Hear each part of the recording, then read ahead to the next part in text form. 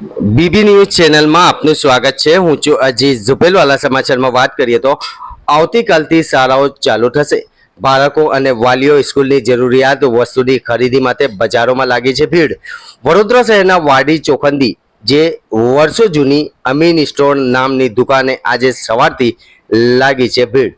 Amin સ્ટોરના honour Mohammad સાઈદ દાંગીવાલાએ જણાવ્યું હતું કે 15 તારીખ સુધી ફૂલ સ્ક્રેપમાં 30% ડિસ્કાઉન્ટ આપવામાં આવશે તેમ જણાવ્યું હતું। રિપોર્ટ અઝીઝ ઝુબેલવાલા।